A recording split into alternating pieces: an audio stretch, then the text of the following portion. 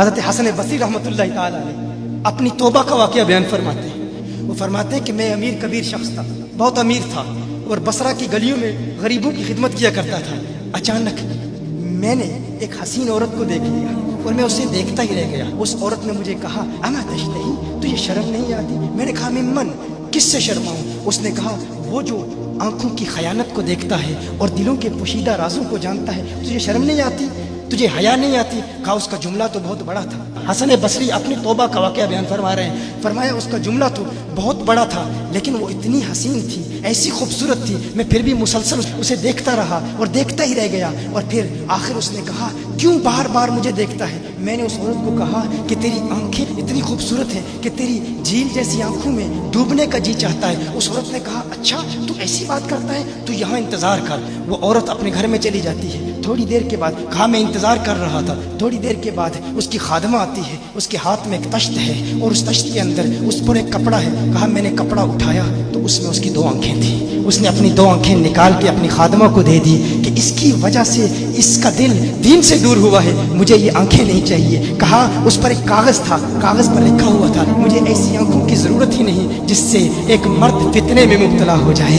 میری بہنیں جو اس گفتگو کو سن رہی ہیں، ان کی بارگاہ میں بھی عرض ہے، وہ بہنیں جو گھنٹوں آئینے کے سامنے کھڑی رہتی ہیں فقط اس نیت سے کہ اپنے بالوں کو یوں سنواریں کہ مردوں کو فتنوں میں مبتلا کریں، یا کسی دکان میں جا کر کپڑے خریدتے وقت ان کے ذہن میں فقط یہی خیال ہوتا ہے ایسے کپڑوں کا انتخاب کریں گی کہ جن سے مردوں کو فتنے میں مبتلا کریں گے۔ یہ بھی امت کی بیٹی ہے جس کی ایک ادا سے ایک شخص ولی کامل بن گیا، حسن بصری بن گیا۔ حسن بصری فرماتے ہیں جب اس کی آنکھیں دیکھی میں تحکم کھو بیٹھا، میں زار و قطار رو رہا تھا۔ روتے ہوئے میں گھر چلا گیا، پوری رات میں روتا رہا، پوری رات توبہ کرتا رہا، استغفار کرتا رہا۔ حسن بصری فرماتے ہیں فجر کی اذان سنی، اچانک خیال آیا اس عورت کا شکریہ تو ادا کروں کہ جس نے اپنی آنکھیں میرے لیے، میرے دین کے لیے، میرے ایمان کے لیے اور توبہ پر استقامت کی خاطر قربان کر دی۔ کہا میں اس کے گھر گیا، جو ہی اس کے گھر پہنچا تو ادھر اس کا جنازہ نکل رہا تھا، اس کی موت واقع ہو چکی تھی۔ کہا میں رات گھر آیا، میں رات سو گیا، میری آنکھ بند ہوئی، میں نے اس عورت کو خواب میں دیکھا۔ میں نے کہا کوئی نصیحت کر۔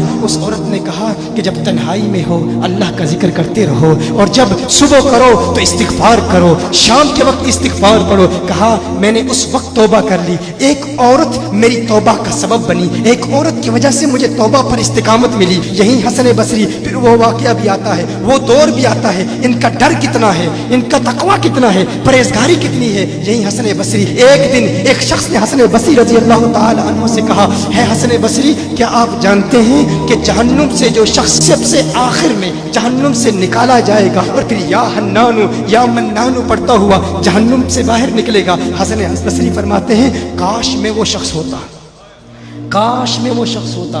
کہا گیا کہ جو جہنم سے سب سے آخر میں نکلے گا، 1000 سال جہنم میں رہے گا، یا حنانو یا منانو پڑھتا ہوا جہنم سے باہر نکلے گا۔ کہا کاش میں شخص ہوتا۔ انہوں نے کہا حضرت آپ کیا فرما رہے ہیں کہ آپ جہنم میں جانا چاہتے ہیں؟ آپ تو بزرگ ہیں، اللہ کے ولی ہیں۔ کہا تم میری بات نہیں سمجھے، وہ جو جہنم سے نکالا جائے گا کم از کم نکلنے کی ضمانت تو ہے، اس سے یہ تو پتا چل رہا ہے کہ ایمان پر موت واقع ہوگی۔ مجھے اپنے ایمان کی ضمانت نہیں ہے، میں نے اس لیے کہا کہ اگر مجھے یہ ضمانت بھی مل جائے کہ میں وہ ہوں تو وہ بھی مجھے قبول ہے، کم از کم ایمان تو سلامت لے کے جاؤں۔ میں کہتا ہوں اللہ فرماتا ہے خوف نہیں ہے، ڈر نہیں ہے، پھر فرماتا ہے یہ ڈرتے بھی ہیں، یہ ڈرتے بھی ہیں، لیکن ان کے ڈر اور ہمارے ڈر میں فرق کیا ہے؟